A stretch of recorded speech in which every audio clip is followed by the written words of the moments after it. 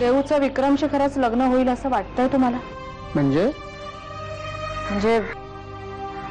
देऊचं लग्न ठरवताना मुळात हे अटी घालणं वगैरेच मला फारसं पटलेलं नाहीये. म्हणजे गैरसमज करून घेऊ नका, पण देऊ म्हणते त्याप्रमाणे विक्रम खरोखरच बदललाय असं तुम्हालाही वाटतंय? आपल्या देऊसाठी विक्रम 100% योग्य आहे का?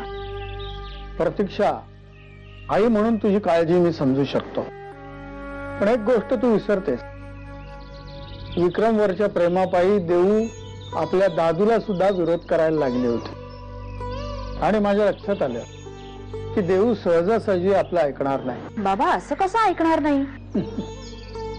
प्रतीक्षा, मुलांच्या बाबतीत अशी चिडचिड करून चालणार नाही. आणि तुझ्या मुली तर किती समंजस आहेत. तसं नाही बाबा, पण हे बघ, केवळ विरोधासाठी आपण विरोध करतोय असं मुलांना कधीही वाटता कामा नये.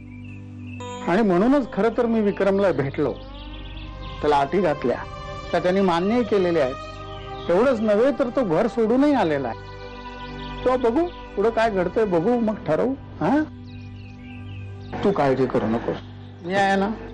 बस. तुझी राहण्याची काय व्यवस्था झाली का?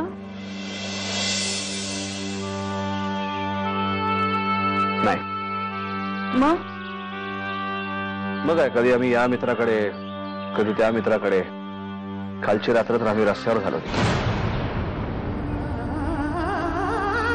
हे बघ विक्रम, जोपर्यंत तुझ्या घराची काही व्यवस्था होत नाही तोपर्यंत नील भुयांकडे राहणार.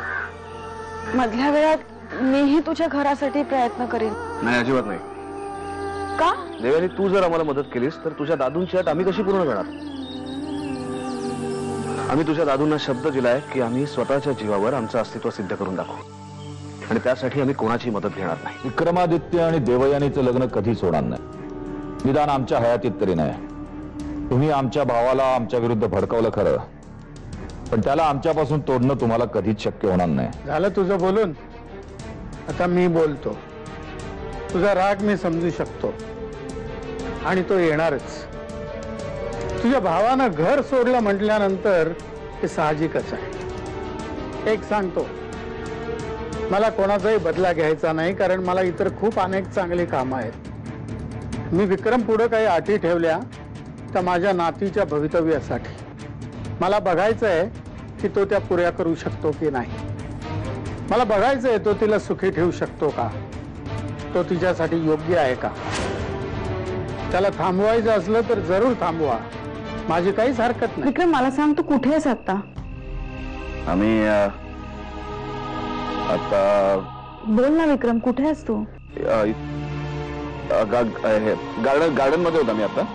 गार्डन मध्ये म्हणजे मित्राच्या आम्ही घरी आहोत ना, तर त्याच्या गार्डन मध्ये आम्ही बसलोय. आमच्या शाळेतला मित्र आम्हाला भेटला खूप दिवसांनी. त्याच्या घरी आमची 1-2 दिवस राहायची सोय झाली.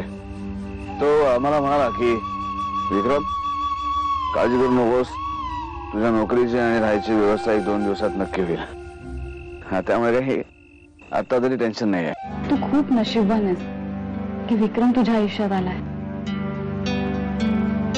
विक्रमने माझ्यासाठी घर सोडलंय याचं सगळ्यांना कौतुक वाटत असलं ना, तरी दादूंच्या अटी तो पूर्ण कसा करेल या काळजी,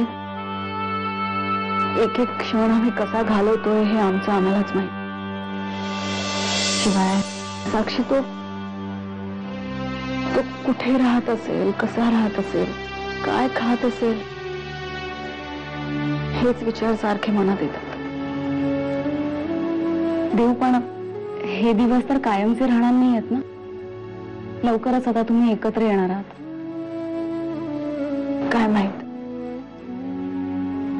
देव, विक्रमच्या बाबतीत आज तुझी जी अवस्था आहे तीच माझी आहे. राजच्या बाबतीत माहित नाही तो काय खात असेल, कुठल्या अवस्थेत असेल. पोलीस त्याला त्रास तर देत नसतील ना, पण हे असं कायम थोडीच राहणार आहे. लवकरच तुम्ही एकत्र याल ना.